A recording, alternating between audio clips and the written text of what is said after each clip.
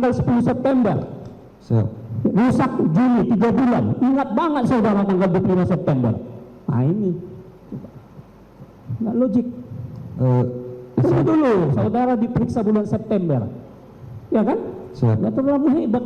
Ingatanmu gitu ke tepat tanggal 25 September jam sekian. Masuk akal. Saudara kan ART. Walaupun 10 tahun, sejauh mana kedekatan saudara dengan Ferdy Sambo?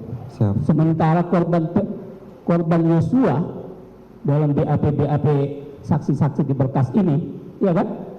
Begitu dekatnya, Iya Pak. bisa mengecek CCTV itu. Saudara coba, ART coba, ya, jangan bohong-bohong lah. Aduh, terlalu lancar saya lihat jawaban. Jawab, saya gitu loh, ya. Iya Pak. Pendidikanmu apa? Sama Pak. SMA. Sejauh mana saudara tahu tentang teknologi? Kurang begitu Pak. Iya, sama kita gaptek. Ya, saya masih bersama dengan Komisioner Kompolnas Pak Albertus Wahyu Rudanto atau Pak Wahyu. Pak Wahyu masih bersama saya Reinhard Sirait. Pak, jadi kalau kita melihat Pak ada muncul dugaan-dugaan bahwa dalam sidang perintangan penyidikan ini juga bisa jadi seperti keterangan-keterangan di Rianto ini terbawa skenario oleh Ferdy Sambo CS begitu. Nah, kalau Anda melihatnya dari luar bagaimana Pak Wahyu? Sudah pasti karena kalau kita melihat rentetan fakta yang ada, sebetulnya yang terbawa oleh skenario itu kan orang banyak, sampai Kapolri pun terbawa. Apalagi ini di level pangkat di bawahnya. Jadi dalam tekanan-tekanan psikologis yang sering kita sebut sebagai psikohierarkis, itu wajar saja tekanan itu muncul.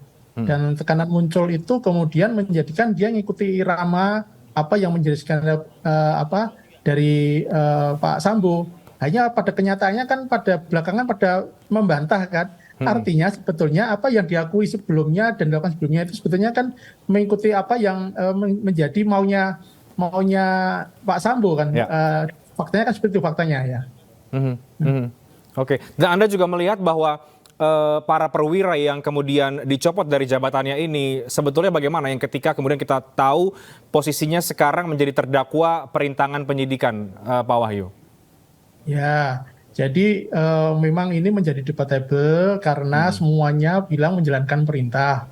Dan menjalankan perintah itu tidak bisa dipidana. Tetapi kan kita harus tahu perintahnya itu wajar atau tidak, logik atau tidak, melanggar pidana atau tidak. Ini kan yang sekarang diperdebatkan. Menurut saya pada level-level perwira, saya kira harus bisa berpikir rasional. Kemudian regulasinya pun Perpol nomor 7 tahun 2021 pun sudah memberikan 22 sudah memberikan kesempatan kalau memang diperintahkan tidak benar bisa melapor ke atasan yang lebih tinggi. Jadi sebetulnya mekanisme normatifnya itu ada.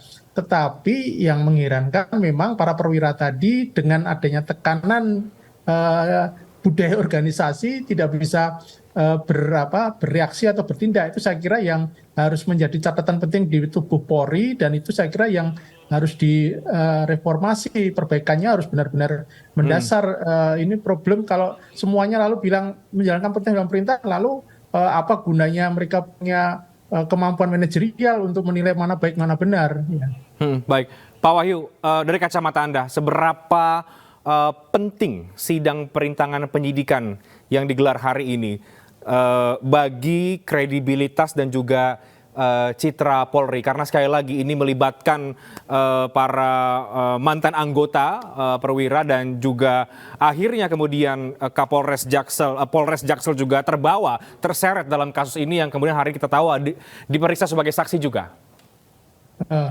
Kalau dalam pandangan Kompolnas, sidang ini menunjukkan keseriusan Polri untuk benar-benar menunjukkan bahwa tidak ada tebang pilih. Saya kira itu yang positif ya. Memang ada kritik internal maupun eksternal, kan seperti membuka aibnya Polri. Tetapi menurut saya lebih baik kita tunjukkan fakta-fakta yang ada, karena yang beredar di media sosial ataupun perbincangan publik itu sudah menunjukkan fakta-fakta itu. Dan sidang ini akan menjadi sarana untuk masing-masing pihak mengklarifikasi benar atau salah.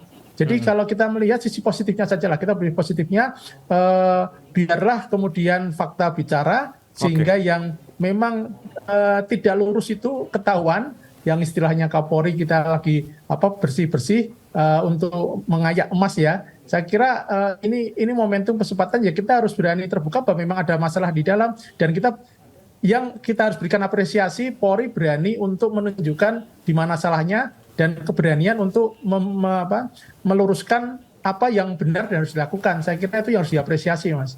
Oke, baik Pak Wahyu, terima kasih. Tapi tampaknya Pak Wahyu kami masih butuhkan untuk kita nanti berbincang lagi dalam breaking news yang sekarang nanti kita akan lihat bagaimana sidang akan berlangsung. Tapi terima kasih, saya tutup dulu sementara untuk Pak Wahyu, Komisioner Kompolnas, sudah bergabung bersama kami di iNewsroom pada sore dan sampai dengan malam hari ini.